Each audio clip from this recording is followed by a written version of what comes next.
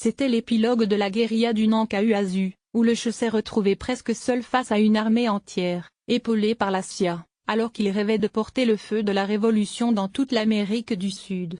1967-2017, la France élit à sa tête un jeune président, Emmanuel Macron, dont on peut se douter qu'il n'a jamais eu de poster du Che dans sa chambre d'adolescent.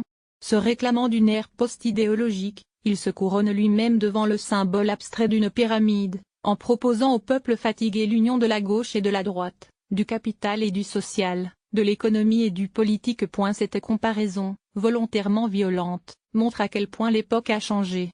Comme si cette aventure bolivienne s'était passée sur une autre planète.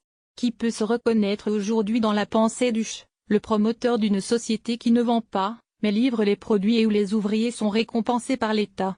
Le ministre cubain de l'Industrie Ernesto Guevara était même en conflit avec Castro qu'il trouvait trop timoré, aveuglément soumis à la râle politique de l'Union soviétique. Alors que dirait-il aujourd'hui de la loi travail portée par Emmanuel Macron, de la cession d'Alstom, ou de la Banque centrale européenne?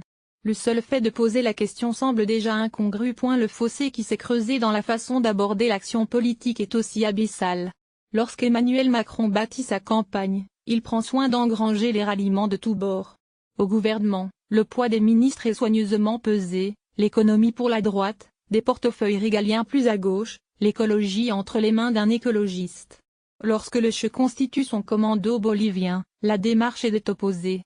Il ne choisit que des fidèles cadres du Parti communiste cubain ou d'anciens combattants qui l'ont déjà accompagné en Afrique. Les communistes boliviens le lâchent, ils s'en moquent. L'URSS veut l'isoler, il n'en a cure. Les paysans locaux le trahissent, il les évite. Oui, dans le fond, Macron est l'anti-Che, ou le Che, sans le savoir, était l'anti-Macron. Dans le fond, mais peut-être pas sur la forme. Car une aventure politique, quelle qu'elle soit, se bâtit avec quelques ingrédients communs. Les deux hommes sont issus de la bourgeoisie, et aiment la littérature. Sur sa photo officielle, Emmanuel Macron pose avec sur son bureau le rouge et le noir, de Stendhal. Dans son sac à dos, entre ses munitions et son journal, le Che avait un exemplaire de la Chartreuse de Parme, du même auteur. Initié par sa mère aux classiques de la littérature française, le commandant avait chargé ses guérilleros de dizaines de livres, qu'il transportait avec abnégation. Le charisme est un élément essentiel de l'ascendant politique. Leurs hommes boivent les paroles de leur chef, ne contestent jamais ses ordres, s'inspirent de ses certitudes. Lorsque Loyola Guzman, qui deviendra la trésorière de la guérilla, rencontre le Che pour la première fois, elle ne cache pas sa fascination. J'ai ressenti une très grande confiance. J'ai pensé que la lutte allait sur le bon chemin. Une phrase qui ne dépareillerait pas sur le journal intime d'un député En Marche fraîchement élu. Autre élément commun, et pas des moindres, la nécessité d'une césure, l'assassinat symbolique du père comme passage obligé. Certains trouveront hasardeux de comparer le départ d'Emmanuel Macron de son ministère de l'économie avec la rupture entre le Che et Fidel Castro, mais osons-le.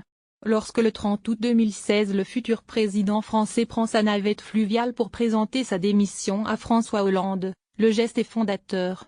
Il s'agit de la première pierre sur laquelle se bâtira tout le reste de l'édifice.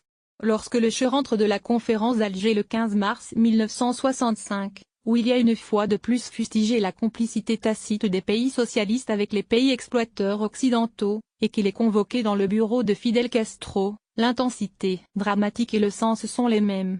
Après cette discussion orageuse, qui consommera la rupture entre les deux hommes, le Che disparaîtra de la scène publique, jusqu'à la réapparition de son cadavre en Bolivie. Emmanuel Macron, après son divorce savamment mis en scène, saura pour sa part retrouver la lumière. Oui, l'époque a changé. Comme le diraient aujourd'hui nos commentateurs politiques, le Che n'était pas un pragmatique, encore moins un constructif. Ce pragmatisme, nouveau mantra de notre nouveau monde, règne en maître, mais présente une faiblesse qui peut s'avérer fatale. Il ne soulève pas les foules, n'aiguise pas les esprits, ne réchauffe pas les âmes. Personne, jamais, ne voudra dédier sa vie au pragmatisme. Et encore moins mourir pour lui. Frédéric Faux, Les derniers jours de Che Guevara, édition L'Archipel. Lire aussi, à voir également sur le HuffPost. Envoyer une correction.